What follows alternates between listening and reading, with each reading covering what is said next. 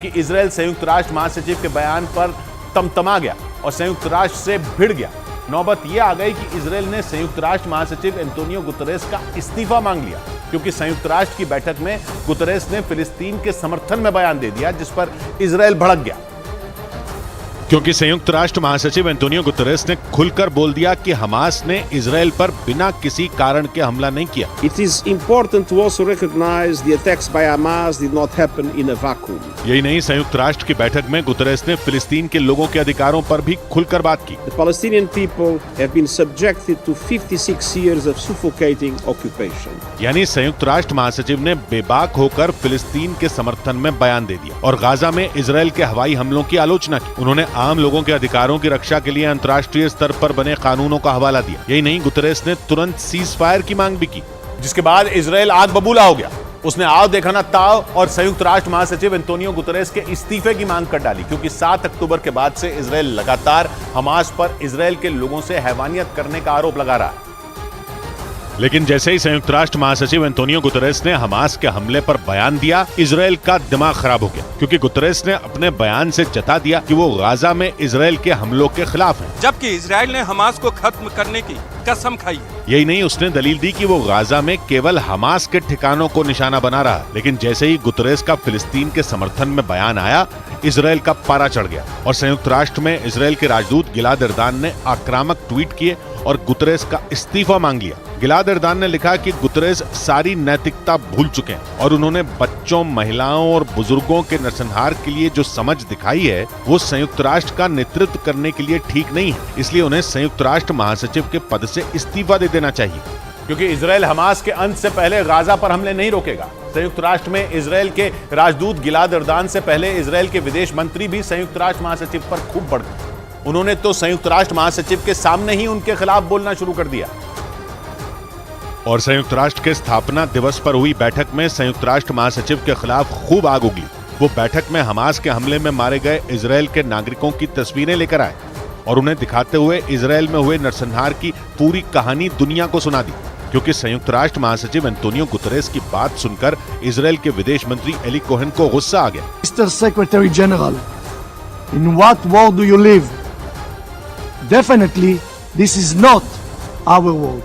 Eli Cohen यही नहीं रुके, उन्होंने हमास की तुलना नाज़ियों से कर दी। Hamas are new Nazis. Nazi Hitler की सेना के सैनिक थे, जिन्होंने दूसरे विश्व युद्ध में लाखों यहूदियों का नरसंहार किया था। एली कोहेन ने हमास के लड़ाकों की तुलना उन्हीं नाज़ी सैनिकों से की, क्योंकि 7 अक्टूबर को उन्होंने भी दक्षिणी इजराइल में कत्लेआम किया था और सैकड़ों यहूदी लोगों की जान ले ली थी।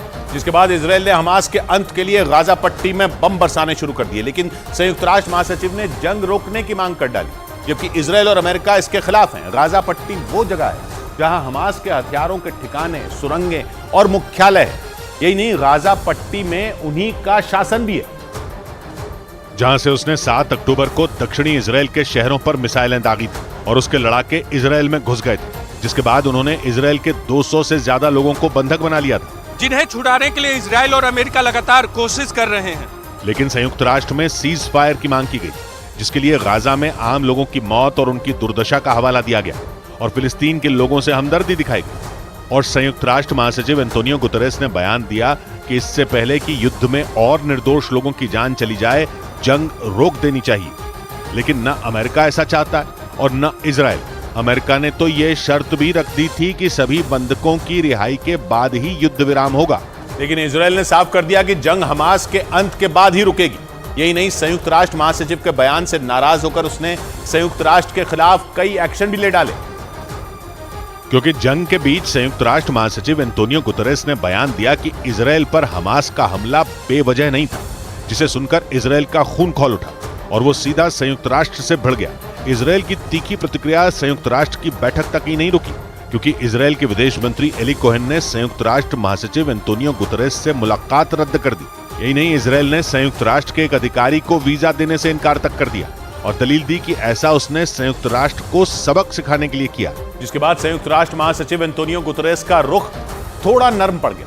हालांकि उन्होंने गाजा के आम लोगों के अधिकारों की रक्षा का पक्ष लिया, लेकिन हमास की हरकतों की खुलकर आलोचना की और सुबह सुबह एक ट्वीट किया, जिसमें उन्होंने लिखा कि फिलिस्तीनियों की कई शिकायतें हैं लेकिन इससे हमास के हमलों को सही नहीं ठहराया जा सकता।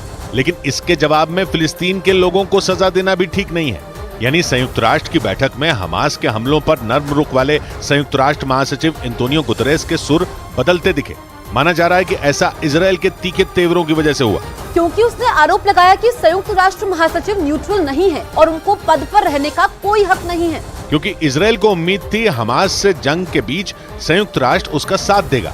लेकिन ऐसा हुआ नहीं, क्योंकि 7 अक्टूबर के बाद कई ऐसे मौके आए जब इजराइल और संयुक्त राष्ट्र भिड़ चुके हैं। इससे पहले दोनों के बीच तब ठनी थी जब इजराइल ने उत्तरी गाजा पर जमीनी हमले की तैयारी की थी और रातों रात उत्तरी गाजा खाली करने का फरमान सुना दिया था। इजराइल का यह फरमान 10 अक्टूबर को आया था, जो जंग के बाद पहला मौका था जब इजराइल ने ऐलान किया था कि वो गाजा पर जमीनी हमला करेगा, जिसके लिए उसके 3 लाख से ज्यादा सैनिक गाजा पट्टी के बॉर्डर पर पहुंच गए थे। क्योंकि इजराइल ने रातों रात फैसला लिया था कि गाजा पर हवाई हमले के बाद जमीन से भी अटैक होगा, क्योंकि हमास के खात्मे के लिए ये जरूरी था। लेकिन उसका ये फैसला उत्तरी गाजा में रहने वाले करीब 11 लाख लोगों के लिए मुसीबत बन गया था, जिसकी वजह से संयुक्त राष्ट्र बीच में कूदा था और उसने इजराइल के फरमान को विनाशकारी बताया था। जिसके बाद इस मुद्दे पर इजराइल और संयुक्त राष्ट्र के बीच ठन गई थी, क्योंकि इजराइल ने जंग के तीसरे दिन भी संयुक्त राष्ट्र के बयान पर वैसी ही प्रतिक्रिया दी थी जैसी उसने जंग के 19वें दिन दी, क्योंकि यूएन को इजराइल के फरमान पर एतराज था और उसने उत्तरी गाजा खाली करने के आदेश पर आपत्ति जताई थी और बयान दिया था कि 24 घंटे में उत्तरी गाजा खाली करना असंभव है।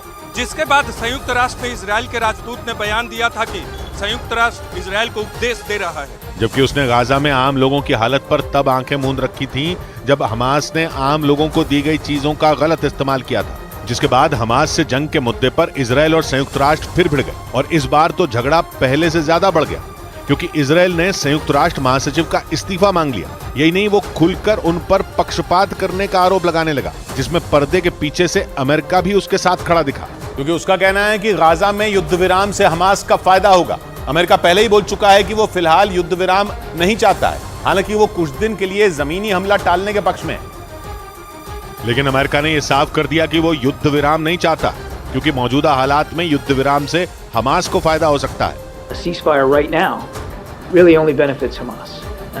That's where we are right now. America का तर्क है कि सीज फायर हुआ तो हमास के लड़ाकों को बचने का मौका मिल जाएगा, क्योंकि वो सुरंगों में छिपे हैं। साथ ही वो बंधकों की जान भी खतरे में डाल सकते हैं, क्योंकि 200 से ज्यादा लोग उनके पास हैं और सीज फायर होने से उन्हें छुड़ाना मुश्किल हो जाएगा। यानी सीज फायर होने पर हमास का फायदा ही फायदा है और अमेरिका और इजराइल ऐसा नहीं चाहते, जबकि संयुक्त राष्ट्र लगातार इसका दबाव बना रहा है, क्योंकि उसे गाजा के आम लोगों की चिंता है। लेकिन इजराइल हमास के खात्मे से कम पर मानता नहीं दिख रहा।